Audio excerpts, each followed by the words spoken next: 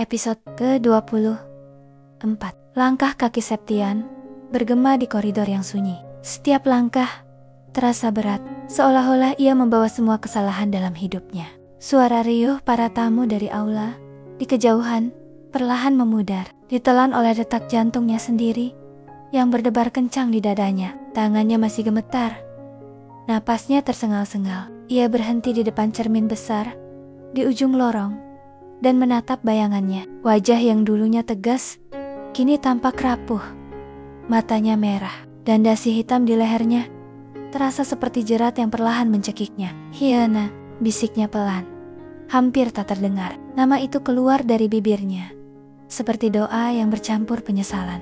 Kenangan berkelebat cepat saat ia mendorong Riana menjauh dan tidak peduli padanya. Saat bibirnya berani mengucapkan kata cerai, ia sebenarnya mengingat semuanya. Hanya saja, harga dirinya mengaburkan akal sehatnya. Ia terlalu percaya diri bahwa meskipun ia memperlakukan Riana dengan buruk, Riana akan tetap berada di sisinya.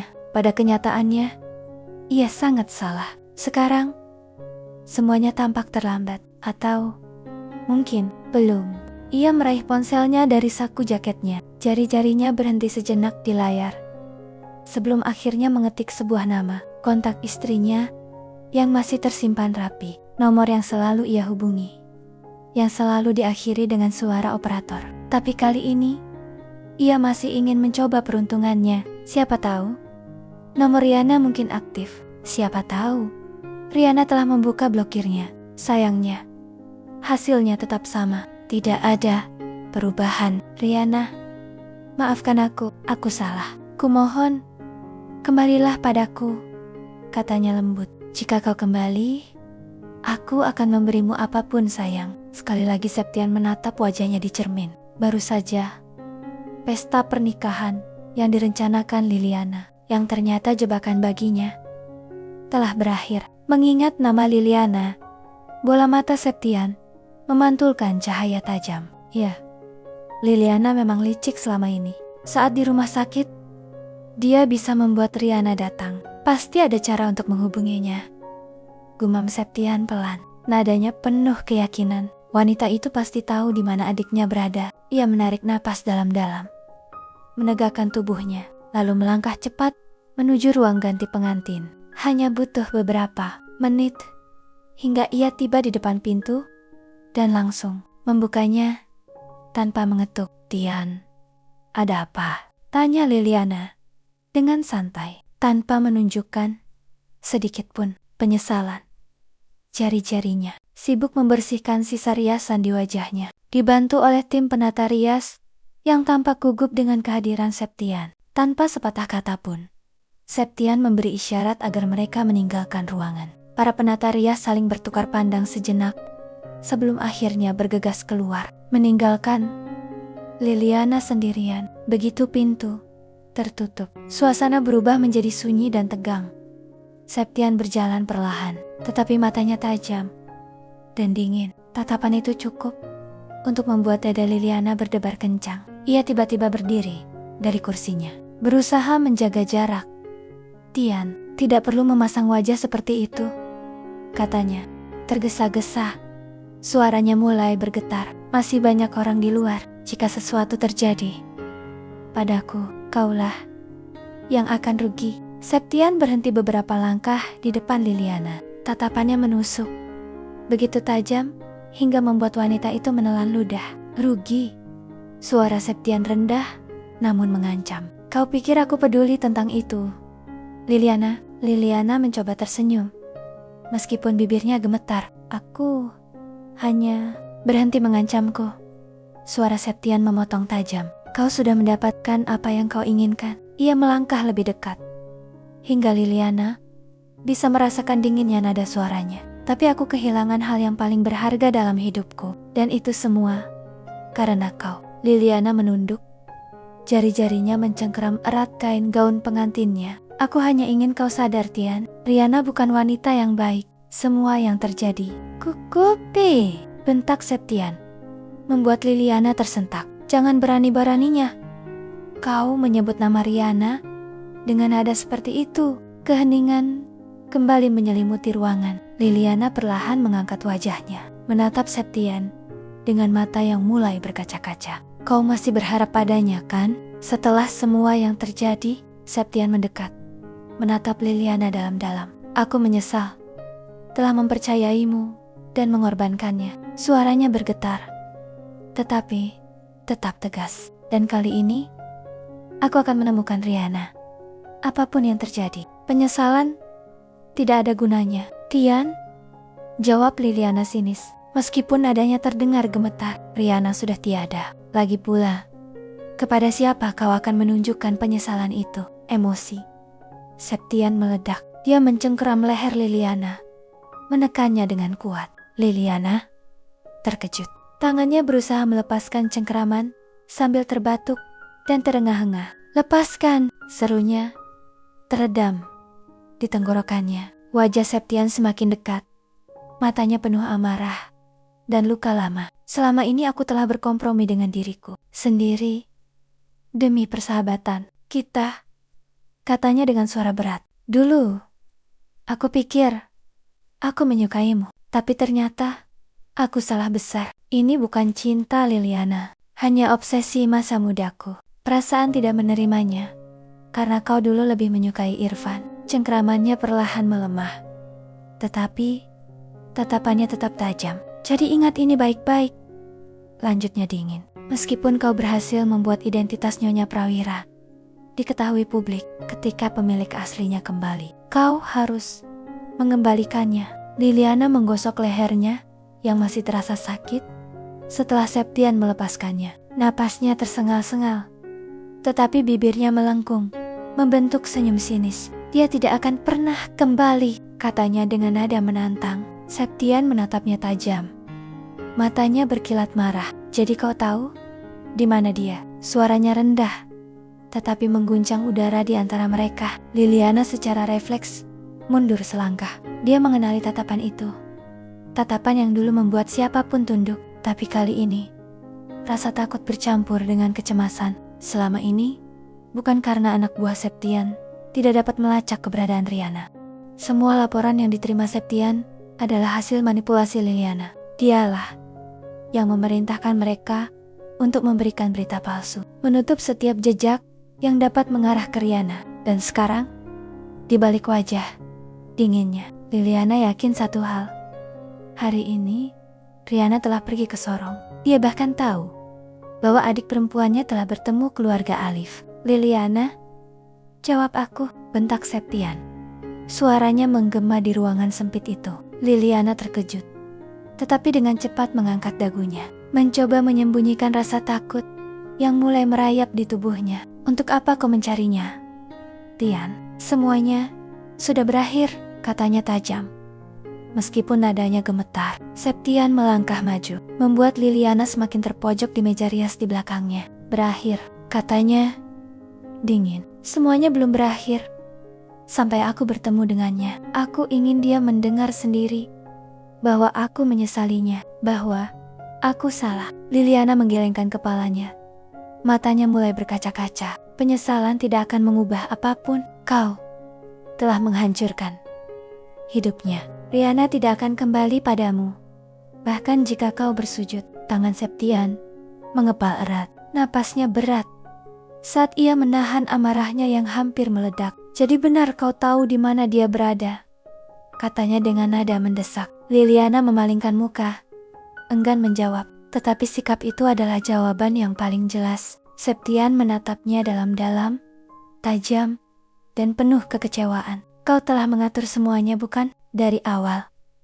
Semua jebakan, semua kebohongan. Nada suaranya merendah, tetapi penuh dengan rasa sakit. Kau tidak hanya menghancurkan Riana, tetapi juga aku. Kakak macam apa kau ini? Liliana tetap diam. Keheningan yang diciptakannya membuat dada Septian sesak. Frustrasi, pria itu akhirnya berbalik dan pergi, meninggalkan Liliana sendirian di ruang ganti yang kini terasa kosong.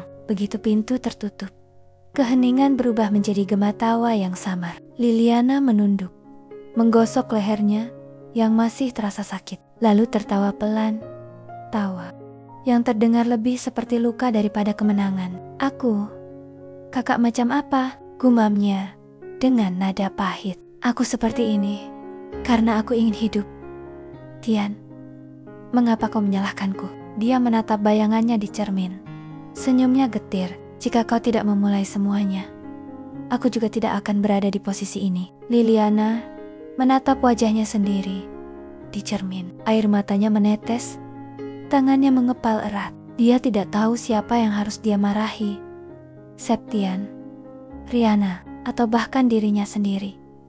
3 bulan berlalu begitu saja. Riana kini berdiri di tanah sorong dengan jas putih kesayangannya. Senyum kecil menghiasi wajahnya saat matahari pagi menyambutnya dari balik jendela pos kesehatan. Sederhana, tempat ia bekerja. Dok, ada pasien baru datang, kata Sinta, perawat muda yang telah bersamanya sejak awal. Riana mengangguk. Tangannya dengan cekatan mengenakan sarung tangan medis. Di depannya, seorang anak kecil duduk di ranjang pemeriksaan dengan wajah pucat dan napas terengah-engah. Ia mendekat dengan nada lembut. Siapa namamu, nak? Raffi. Dok, jawab anak itu pelan. Riana tersenyum memandang stetoskop di tangannya.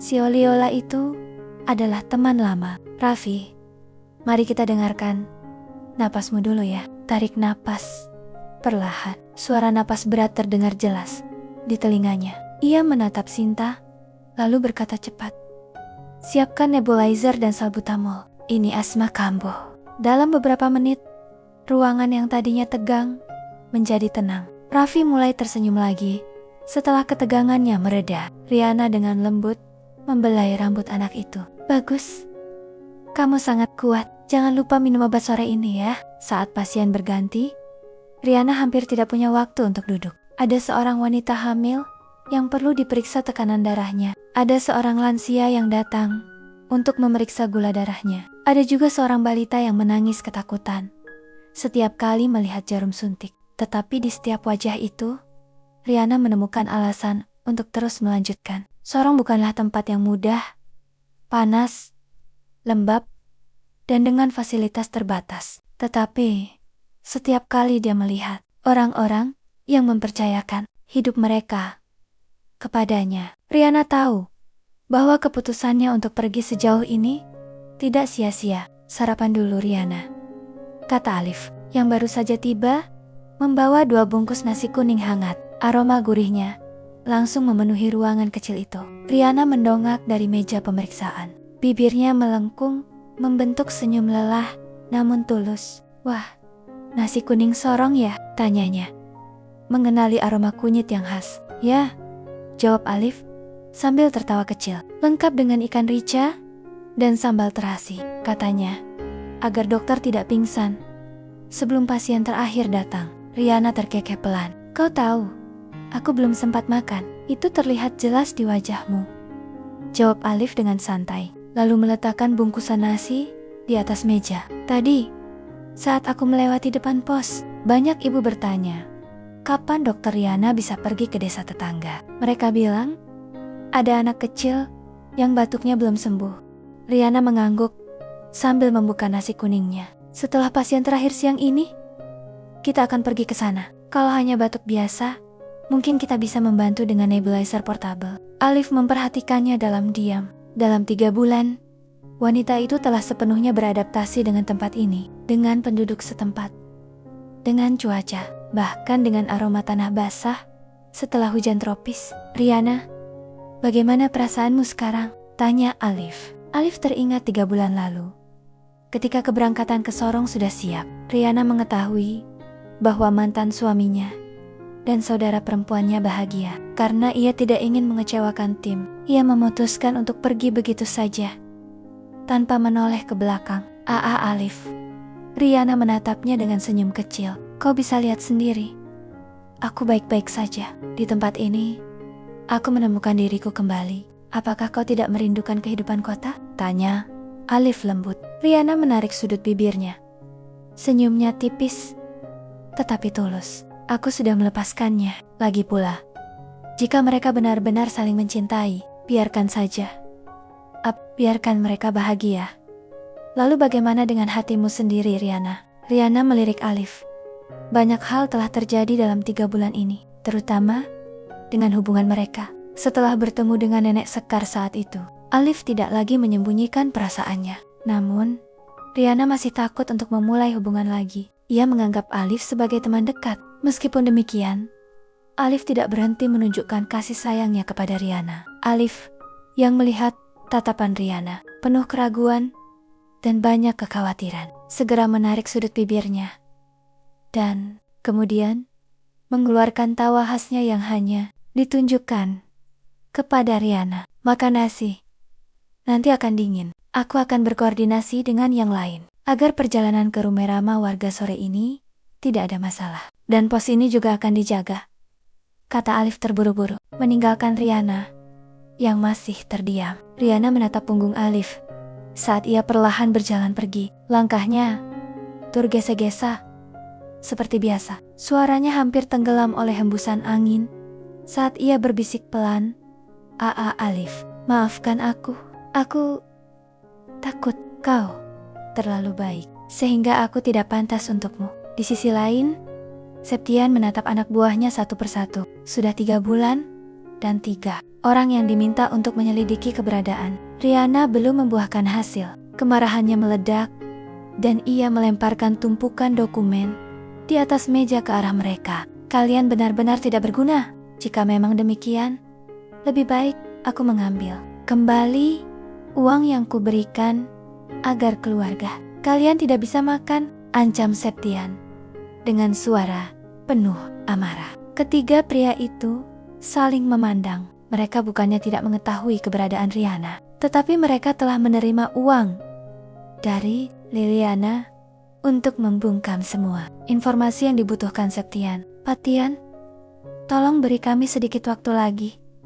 Kami jamin akan segera mendapatkan informasi yang Anda inginkan.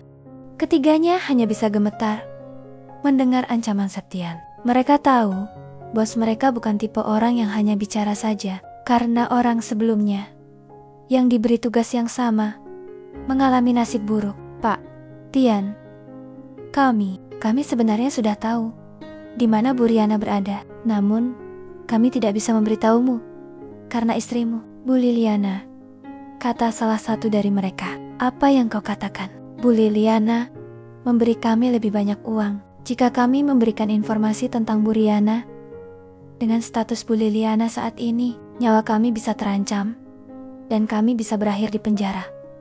Jelasnya lagi, Septian mengerang frustrasi. Ia berpikir Liliana selama 3 bulan terakhir hanya menerima nasibnya sebagai istri yang diabaikan. Padahal sebenarnya wanita itu telah bermain-main di belakangnya. Liliana, tunggu. Aku akan memberimu pelajaran berharga. Terima kasih sudah menonton videonya sampai selesai. Kalau kalian suka sama videonya, jangan lupa tekan tombol subscribe-nya ya. Terima kasih, sampai jumpa di episode berikutnya.